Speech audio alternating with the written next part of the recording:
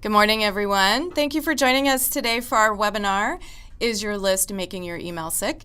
My name is Jill, and I'm the Training and Education Manager here at VerticalResponse. And today we have a special guest. We have Dan Stevens. He's the CEO and founder of Kickbox, joining us here in studio. We don't usually have that. Welcome, Dan. Thanks for having me. We just have a couple of things before we jump into the webinar. First of all, this will probably be about 40 minutes approximately. Dan and I could probably talk about this for a long time. We already talked for about half an hour about email marketing, lists, and spam, so we have lots of information for you. Dan has a long history working with anti-spam organizations, and he has lots of information that he can share with you. So one of the things that we always offer at our webinars is Q&A. So if you have questions, please feel free to type those into the box that you see in your GoToWebinar window, and we will answer those at the end of the webinar. One of the questions that we get every time we do a webinar is this being recorded? And the answer is yes, we are recording the webinar. I should have this up hopefully later today. Depends on how busy my afternoon gets, if I can get it up on our website or our help site. If not, I will try to get that up tomorrow. So you guys can always take a look at the webinar and get some refreshment on what you learned today and how you can help grow your list. So with that, I'm going to go ahead and get started. Whoops, things are popping up. So this is what we're going to cover today. We're going to talk about growing your mailing list the right way and why buying or renting is not the way to go. We're going to talk a little bit about segmenting your list, and if you've come to any of our webinars in the past, you know that I do like to talk about segmenting lists, but it can be really important for keeping your list healthy and for delivering the right content to the right people at the right time. We're going to talk with Dan a little bit about how to keep your list healthy, and then we're going to talk a little bit about why a good list is good for your email marketing. So with that, the question that we're going to deal with right now is to buy or not to buy. This is one of the things Dan and I were talking about earlier, is why buying a list is such a bad idea, but it seems like the easiest way to get going with your email marketing. Sending an email, there's usually some reason that you have for sending out your emails. They really do help to build and establish relationships with your customers or your clients or whoever you're sending your emails to.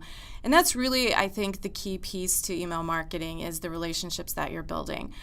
And so your list is a key part of that.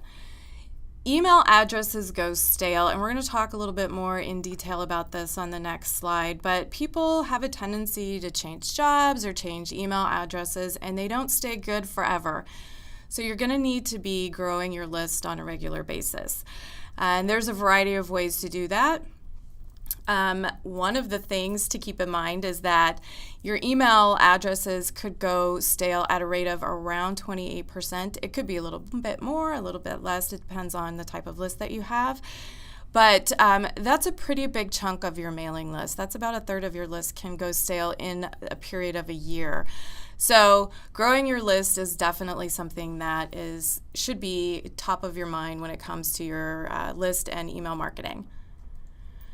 So some of the things to keep in mind with your email list, best practices, as well as just email in general. So I think a lot of times, you start sending out your email and then you think, oh, this might be a good thing to include. It may not be what your readers are looking for. So if you have a sign-up form, if you're talking to people and you tell them the content that you're going to be sending to them, you need to send that information to them. That's what they've signed up for. So send them the info that they are expecting from you. That will help keep them engaged and interested in what's going on with your emails and with the info that you're sending in general. You want to grow your mailing list organically. So that means not buying a list. That means you need to do something to convince people to sign up to be on your list in some way. The easiest thing that I can recommend is using a sign-up form on your website or on your blog, on Facebook, whatever social channel you're using. Sign-up forms are pretty easy to set up. If you're using VerticalResponse, we have an easy way to create a sign-up form that connects to your list. And then once you have it set up, people can sign up whenever they want to. So that's a really easy way to do it. If you have a brick and mortar store or you're going to a trade show, you can have people sign up in a guest book. They can drop their business card in a fishbowl. You just need to be really clear when you're doing these things that they're going to be receiving an email if they put their email address in your guest book. There are lots of other ways to grow your list. If you go to our website, we have a guide called 50 Ways to Build Your Email List. And it's free, and I would definitely suggest you take a look at that if you're looking for some interesting ways to grow your list. Also, our blog has lots of suggestions about it as well. So by sending the information that you've promised to your readers, they're going to keep coming to your email. And having people engaged in your email helps keep your list strong because you have people who are interested in what you're sending. They're opening your email. They're clicking on links. They know what's going on with your business. And that's really something that ISPs are looking at when they look at emails coming into their system. Are the people who get the emails actually interacting with them? So if you're delivering the content that your readers are expecting, then you can continue to have a good delivery rate. And the last bullet on this slide is stay spam law compliant. There's a lot of spam laws out there in the world. If you're mailing through VR, we help you stay compliant with all of the laws that are that we know of. Pretty much as long as you're not buying a list and you're following the U.S. laws, you're pretty much going to stay in compliance with all of the other laws that are out there. But you can't buy a list and be anti-spam law compliant in Europe or in Canada. And we can talk about that a little bit more. So continuing to build your list, another thing you can leverage is your existing network. If you have customers that you currently are interacting with, you can send emails to them and ask them, hey, share our email if you think there are people who would be interested in it. There's ways that you can grow your list without just sending people to your website. I know that can be tricky if you're a new business trying to drive traffic to your website, but having any current customers help you grow your list can also be beneficial. So when you're sending out your emails, include a forward to a friend link so that they can share your email with people. Your email list growing is something that you're going to need to do constantly. That's why using a sign-up form is a good way to get going with that, because it's something that you set and then it can grow your list even when you're asleep, technically, because people can access your website whenever they want. As I said earlier, you can lose a lot of your list to people's addresses going stale. It's easy to set up an address in Gmail or Yahoo, and you can change it anytime you want to. People change their jobs. A lot of people receive email marketing messages at their work, and as people change jobs, their email address is going to change. So you either need to be sending them content that they can't live without so that when they do change their email address, they're going to update that information with you, or you need to be building your list all the time. So the reason purchase lists are bad, as I've kind of alluded to, but I haven't gone into details, is because you don't know really what the addresses are on the list, and you don't know that they're good addresses. You don't know if they're spam trap addresses, and you really don't know the interest of the people who are on that list. They don't know your business, and so it's hard to say that they're going to actually be engaged or interested in what you're sending to them. For us, for Vertical Response, if you're mailing to a list that's been purchased, it makes it really difficult for us to get emails to the inbox if ISPs see a lot of bounces or bad addresses coming from us. And in turn, that can also impact you getting your emails to the inbox for your readers. Also, if you have bad lists that you purchase that have high bounces or unsubscribes or spam trap addresses, then it can also be something that causes a problem for you in the future. VR isn't going to let you mail. Other ESPs are not going to let you mail either, because none of us allow you to use a purchase list. But I think a thing that you need to keep in mind for just your business is that purchase lists are not a great way to start a relationship. And as I said at the beginning of the webinar, email marketing is great for building relationships with your customers to keep them thinking about your business when they need whatever products or services that you offer. If you're sending to somebody's address that you bought, they don't know your business, they don't know what you offer, but they probably know that you bought their address because they're not familiar with your company, which puts you kind of behind the 8 ball when it comes to building that relationship. So they are already pretty wary about what you're sending to them because they know you bought their list or bought their address from a list. So if you want to have a good relationship with your customers and you don't want to have to work quite so hard, don't purchase your list, grow your email list in a more organic way so that you have people who know who you are and are interested in the information you're sending. You'll end up with a more engaged list, people who are going to be donating to your nonprofit or making purchases from your business more readily than if you would be mailing to a list of purchase addresses. The chances are pretty slim that you would hit enough people in a list that you purchased that would actually be engaged in your business. So while it might seem the easy way out, in the long run, it is not going to help you. It's not going to help you get emails to the inbox, and it's not really going to help you get a lot of customers if you're using a purchase list. And as I said, spam laws in other countries are different than the one in the US. So in the US, we have the canned spam law. And there's a variety of things you have to keep in mind when you're creating your email to stay compliant with the canned spam law here in the US. But other countries, for example, Canada or Germany or really anywhere in the EU, you can't use a purchase list. You have to have an opted-in mailing list to mail outside of the US. There are some places that don't have laws like that, but for the most part, if you don't know where the people live on your mailing list, then you should probably make sure that you have some kind of record of them signing up to be on your list, and then you don't need to worry about it. So once you have people on your list, there are some things to keep in mind.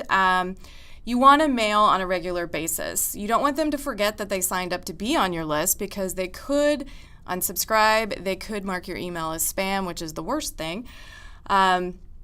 So we usually recommend mailing at least once a month. This will keep your business top of mind. People won't forget they signed up to get your email in the first place. And when they need the services or the products that you offer, then they're going to think of you because you have been in their inbox all this time. If you have a list that you haven't mailed to in a while, you need to think seriously about not mailing to it. If you haven't mailed to an address in about 6 months, it could be a stale address. It could be a spam trap at this point. Email providers often will change addresses into spam traps if there's no activity in them. So if it's older than about 6 months, you need to think a little bit about not mailing to that address. Here at Vertical Response, we are happy to work with you with your list. So if you have any questions about your list, how old it is, when you mailed to it last, please feel free to reach out. We will be happy to help you with that.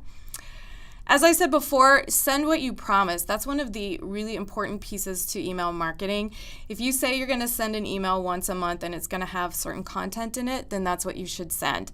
That helps keep your customers or your readers of your email interested in what you're sending and engaged and more likely to click on links and go to your site and do what you need them to do. If you don't have an email privacy policy, you should probably think about that, especially as a nonprofit. I think nonprofits run into this quite a bit, having a hard time getting people to sign up on your list because they're afraid you might be selling their addresses.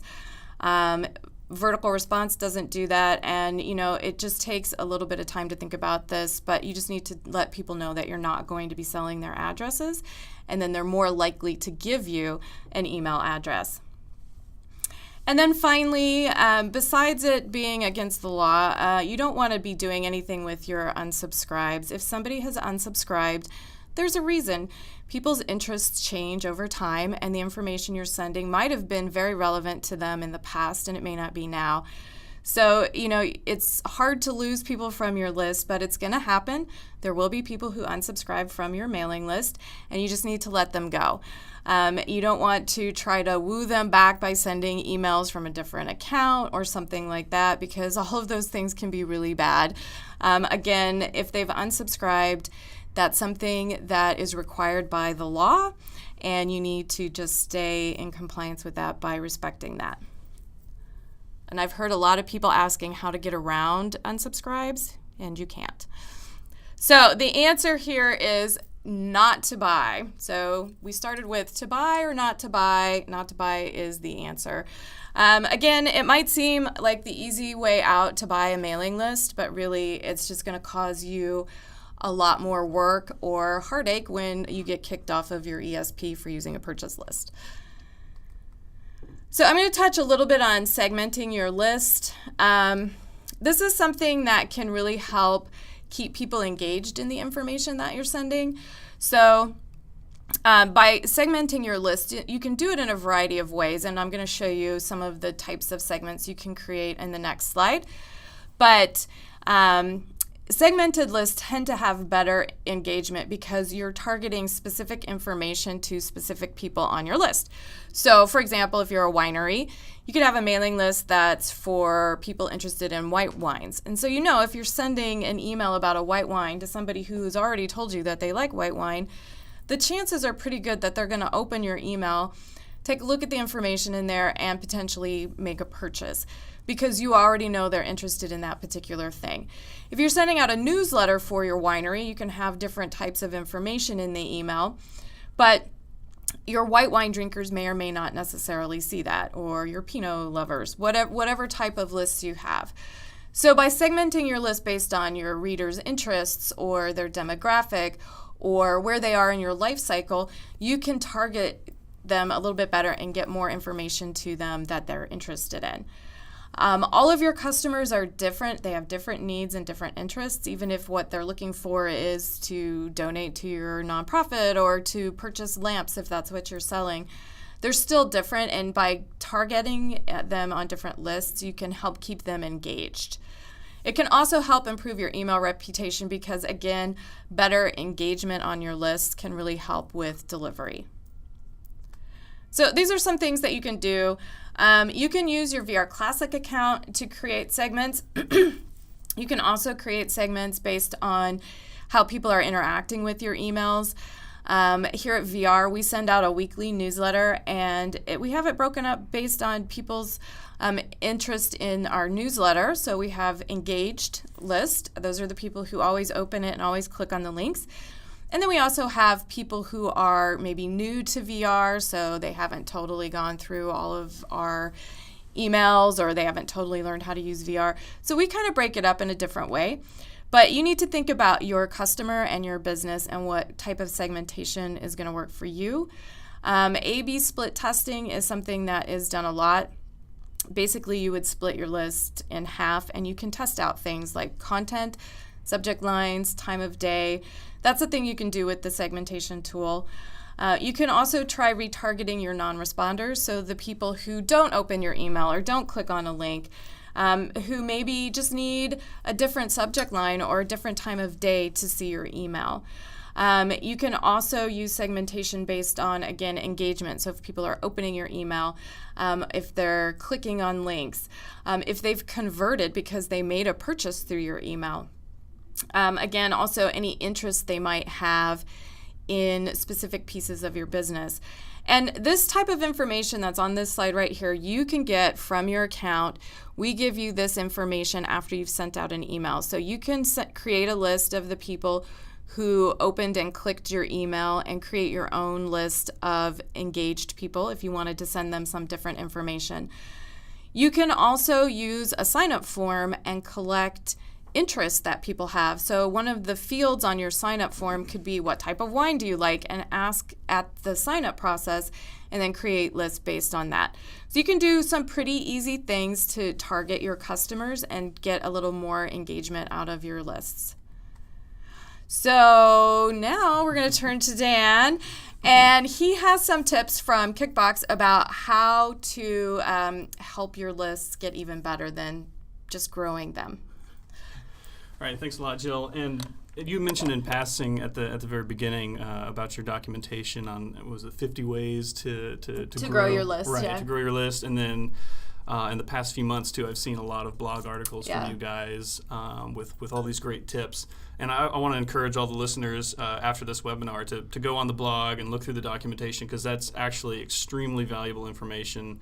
I read it all the time. I send it on to our customers. And it really is some of the best advice on how to grow your list organically with people who care about your product, who actually want to hear from you. So check that out. And that said, there's two things that can go wrong when you're acquiring that email list. Jill talked about 28% of email addresses go stale in a given year.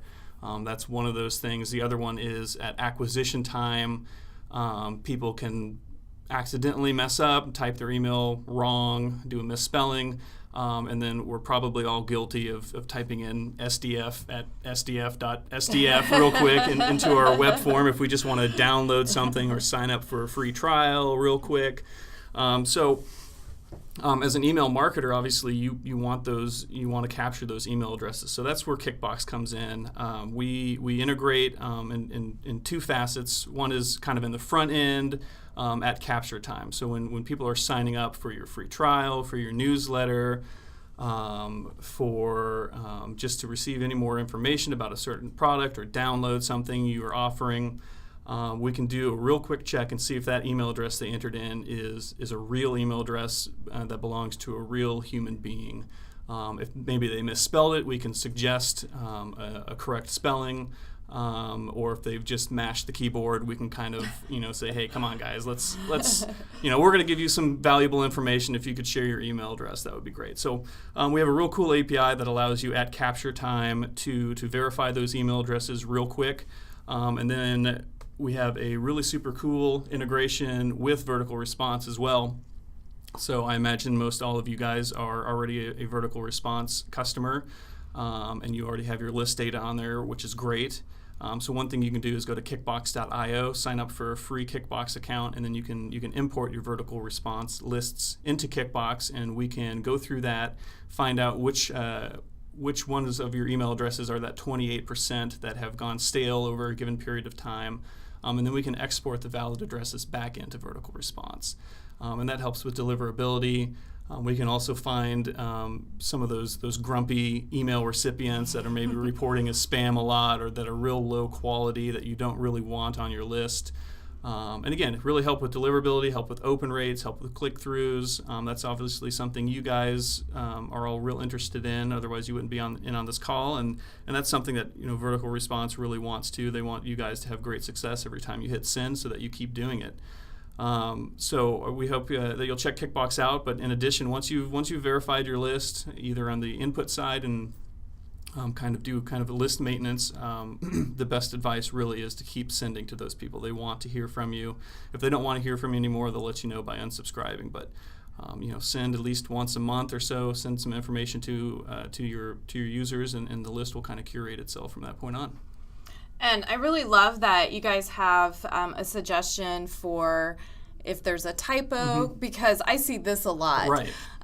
In our classic account, you can take a look at the domains after an email has been sent, and you can see when somebody made a mistake in typing. It should have been .net, but it was .com, or vice versa. So I think this is super helpful, and this is definitely something that a lot of our customers ask us about, is verifying their addresses before they send it. So this is a way that you can do this. This integrates right with your VR account. I believe on the last slide I have info on how to get this. So if you go to, I'm going to have to add this on the slide. I didn't put the URL. We have an integrations page for VerticalResponse. It's verticalresponse.com/integrations. And you'll be able to find Kickbox up there. This is actually a screenshot from our integrations page. So you can find them up there if you want to clean up your lists. You get a 10% discount for life when you sign up through there. So yeah, Ooh, definitely. life. Yeah, exactly. So go to VerticalResponse integrations and sign up through there for sure. Yeah, here in the marketing department at VR, we're very excited about this. As you can imagine, we have a lot of addresses on our list, and it's really important to us to be able to mail to people who want to get our emails. And sometimes with a list as large as the list that we have, it's really hard to keep up with those addresses that have gone stale. And this type of service is something that we're super excited about. So last but not least, how a healthy list will increase your email effectiveness. I've tried to talk a little bit about this all through this presentation because I feel like you can't just talk about email marketing and not talk about your list. And you can't just talk about your list without talking about why your list needs to be grown this way or cleaned up this way, because it always impacts how your email is going to be received by your readers. So, as I said, segmentation is something that can be really helpful. I would suggest for people interested in doing segmentation, we do have some info, and I have that on the last slide, but if you're sending out a newsletter, keep sending out your newsletter, but then you can send out an additional email with specific information for the people on your targeted mailing lists. You want to have new signups. You need new signups all the time. And that can really help keep not only your list fresh, but your marketing fresh, because there's new people coming in all the time. Send on a regular basis. Again, there's so many people I talk to who only mail seasonally maybe, and that can be really difficult for your mailing list. If you're only sending out a couple times a year, people will forget that they signed up to get your email and they won't open it. Or, as I said earlier, the worst thing would be is if they marked it as spam, because that can be really detrimental to you sending emails. So you don't want people to mark your email as spam, and one of the best ways to do that is to send the information that they want and send it on a regular basis so they don't forget who you are. And another thing that I think that people tend to forget is that once you send your email, you're not done. You have to take a look at your reporting. Look at how people are interacting with your email. Do you see that your opens are going up, or are they going down? Are your bounces going up? Because that would be a bad thing. Or your unsubscribes going up, or are they going down? All of that information is your readers telling you how interested they are in what you're sending them, if the content that you're sending is what they're interested in, if you're mailing regularly enough or too much. You need to keep an eye on your reports. I know a lot of people tend to hit send and think that they're done, but you really need to take a look at what your customers are telling you about your email so that you can keep it successful. And then at the bottom here, I have this little equation, sort of. Better content equals more engagement, because if you're sending people exactly the information they want, they're going to want to read your email. And if you have more engagement, you'll have a higher return on investment. So more people who are making a purchase from your company, or making a donation, or volunteering, whatever you're trying to get them to do with your email, more engagement is really what you're looking for. So now that we talked about all of these things, you don't have to do all of this tomorrow. I would not recommend completely changing everything and starting from scratch tomorrow, but take a look at some of the things that we've talked about today. Are there some things that you feel you could be doing better? Start figuring out how you're going to implement that into your marketing. Go sign up for Kickbox. Take a look at it. See if that will help your list. Learn how to grow your list, not just with the sign-up form, but some other ways as well. Do some testing on your list, or use some segmentation to make sure you're sending the right information to the right people. And again, keep in mind that your readers will tell you how interested they are in what you're sending them. So keep looking at your analytics and take a cue from what they're telling you about what you should be adding into your emails. So, okay, hold on just a second here. I have to add one more thing in here. Whoops. I will put that URL in there that I didn't put in there.